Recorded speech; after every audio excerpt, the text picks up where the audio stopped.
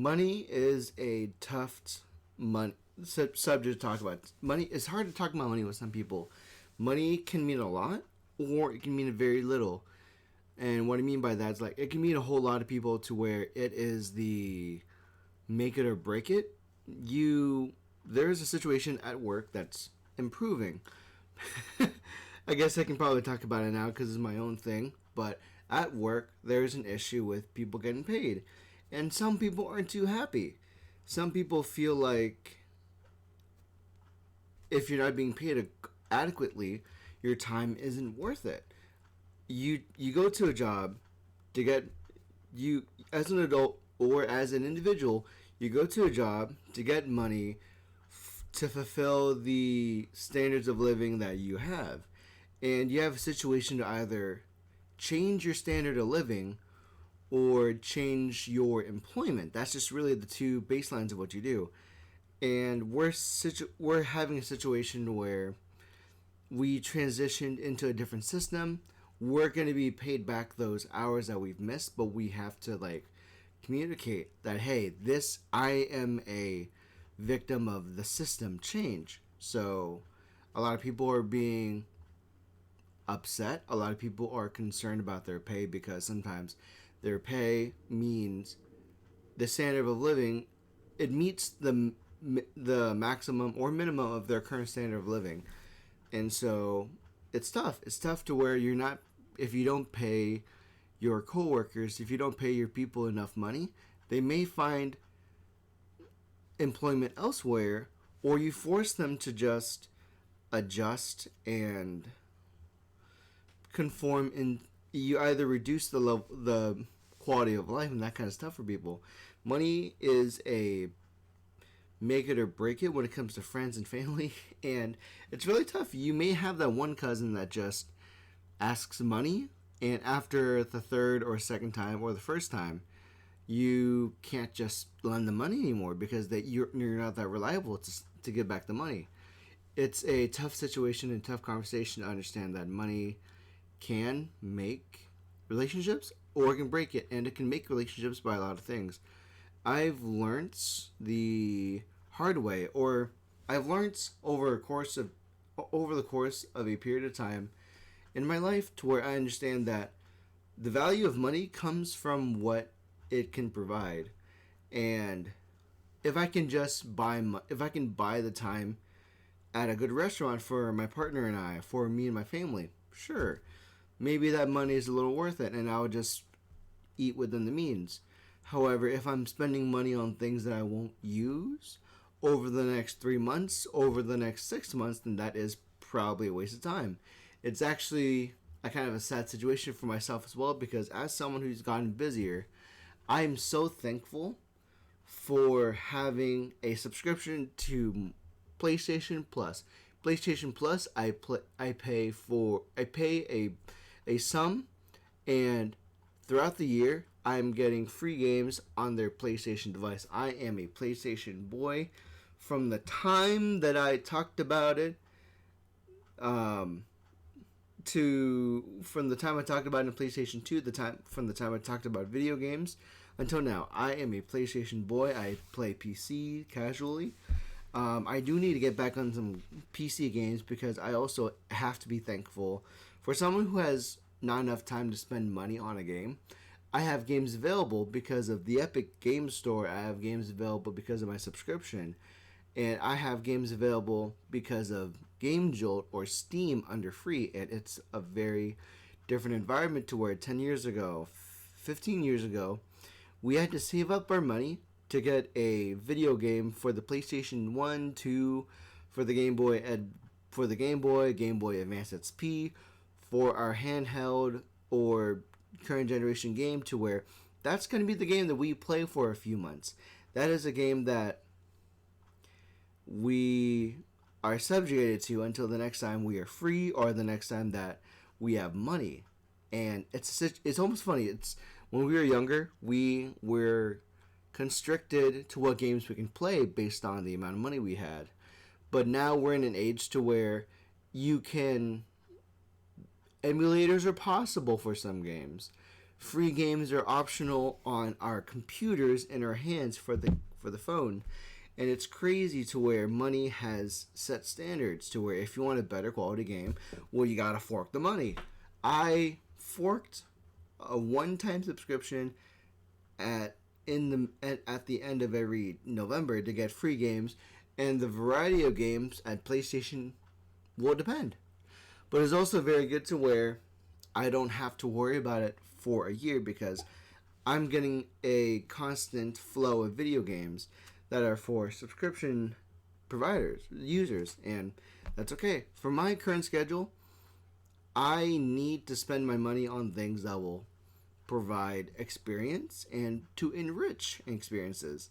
Like maybe we can just add, maybe this dessert, maybe we can spend the extra money on dessert. Maybe we can go here instead of McDonald's. Maybe we can go to Maggiano's instead of Olive Garden this one time. The whole point of money needs to be viewed as a tool. You want to increase your quality of time? Sure, spend that extra money on maybe that dessert, maybe on those chocolates later. And sometimes you can't rely on money too much. I've had stories said to where some people went to a lending club and they borrowed money to pay off that debt. Getting your debt paid off does not mean getting your debt paid off by a loan company does not mean you can use that credit card for other things. It's kind of toxic. You have to set boundaries with money because money can make or break your relationship. And I have a really bad relationship with money personally because for the longest time, my habits with money spending has come from my parents. My dad has always did the bare minimum, but he squeezed the life out of that bare minimum. But my mom had a situation where we went to California. It's so funny. To save cost and expenses, there'd be times to where we would have like a huge luggage and there's a electric pitcher. There's like a stock of ramen. And there'd be times to where when we were in Florida for Disney World, she wanted to pinch as much money as she could by using the expenses already to go to Disney, but at the price of us being at a hotel and we have our breakfast being ramen, and maybe we would eat something later in the day at the Disney World. And I remember a time to where it was funny to where during one of our nights at Epcot, there'd be a situation where we went to a McDonald's stand and we were hungry. So it was a matter of feeding two school-aged boys, herself and my dad. And so we just somehow decided to go to like the McDonald's stand and say, hey, let's get 120 nugs, 40 per person, right? 120 nugs. And they were flabbergasted. But that makes sense because we have a body of 4 people. And so, even though we had that Disney World experience, there was a value in what she spent. She spent so much money on us going on cruises. We went to 2 different cruises. She spent money on us going to Disneyland, and I can't be thankful enough for it. I'm thankful for those experiences, and that's what the association is. The association has to be where I am thankful to be here because of the investment I made by paying this X amount of dollars. But there's some situations to where, like your cousin, if your cousin's asking for money the first time and they don't pay it back, okay, shame on them. But if you give them money knowing that they won't pay it back, shame on you. So you have to gauge your limit to money. I know that I'm in a situation where sometimes money is scarce, but I have to be at least flexible with paying for food because ultimately we don't go out to eat that often. We have a chicken and broccoli diet as our normal groceries. I have that diet. Joanna eats a little differently. And so, again, we have to settle at the moment I have to settle at the moment to where I'm either having toast with sunflower butter and chicken and broccoli at work, but once in a while, we can at least have gratitude for the time with our loved ones by maybe having a fancy dinner, like a good like hot pot dinner. Maybe sometimes we can possibly just pay that extra movie ticket because that's to buy the experience of just relaxing. And your where you value or where you set the importance of money does matter because again, it can break relationships. For as much experience and as much joy that my family had in those trips, it definitely went downhill sometimes to where I don't understand why my mom bought jewelry because like I could accept her buying jewelry if she was explicit and she was clear that this was for herself. I can't be happy when my mom like thinks about getting jewelry because I'm doing it for an investment. Buying jewelry for investment is not a good idea if you don't have the expendable income. Because my mom was always working these overtimes because we had a standard of living. And yet, even though we had these standards of living, she wasn't living. She worked these overtimes because that's what demanded of her because we had these trips. And at some point we stopped having vacations and she would keep doing those jobs. She would order takeout once a week, and that turned into every 3 days, every 4 days, and it was unhealthy. She had an unhealthy relationship with money to where, I don't have time, and so she saved her time of cooking by buying food. Now that can be very helpful for some people who do have that busy schedule.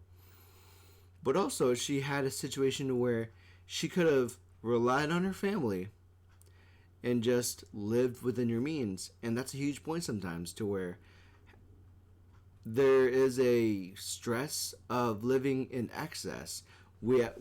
People parade credit cards, people parade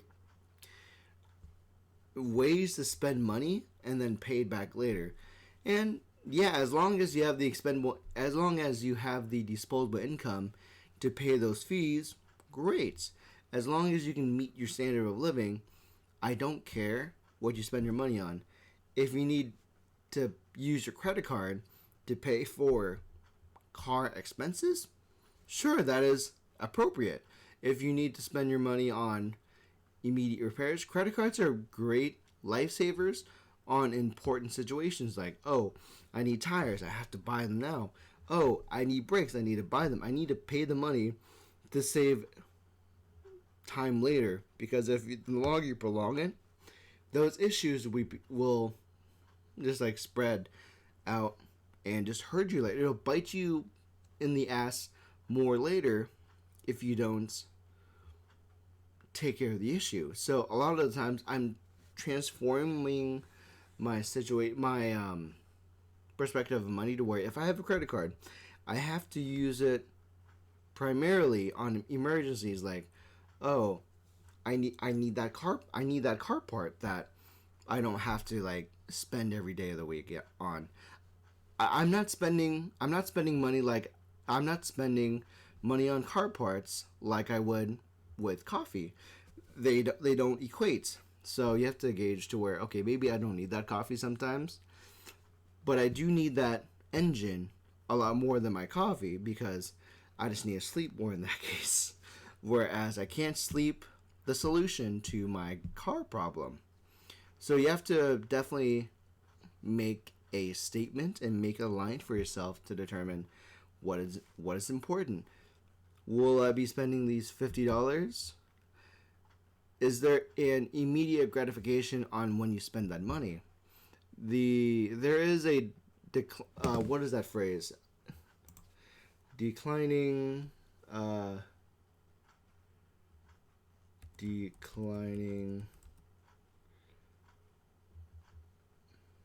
depreciation of there's a whole thing to where like you can have a lot of money, and there's a depreciation of value, and it how do you it's really fun. I'm sorry for stuttering on this podcast, but essentially it's kind of like the same. It's kind of like the Squid Game analogy to where if everybody won the game, they would have enough to cover their standard of living, plus maybe expenses to like maybe excess, with a little bit of excess. There's a certain point to where money can't be the end all be all. There's a lot of times where there's a lot of people who earn a large amount of money. There's a certain kind of money that will give you happiness. And then at that point, once your base needs are fulfilled, you become sad because you don't know what to spend it on. So you spend in excess to justify the income that you make. And it's a really tough line to determine whether or not that the amount you make will mean something. With a grain of salt, there was a study that Gary Vaynerchuk explained to where there's a lot of people to where people in the beginning you would rather trade your happiness for money, but at some point you need to know when you can go down a pay grade if it means your happiness. There's a lot of times where people are people who make $75,000 a year are a lot happier than those who make $100,000 a year, and that just really depends on your situation. If you're in a situation where your lifestyle requires that $100,000, that may mean you are a leader in the family. That may mean that you have kids going through school. That may mean a plethora of things. But if you're a small family, maybe that $100,000 is not worth your happiness. Maybe that $75,000 may keep you at home earlier so that you and your partner can have a relationship. And the amount of money that you make does kind of correlate. When does the amount of money stop being beneficial? When does it stop giving you a sense of happiness? And I want to figure out a way to be in a good place with money. I want to figure out how to be happy with the amount of money that I have. I need to figure out how do I cover the cost of my standard of living and then just go from there. Instead of my room being a major project, it has to be a side job.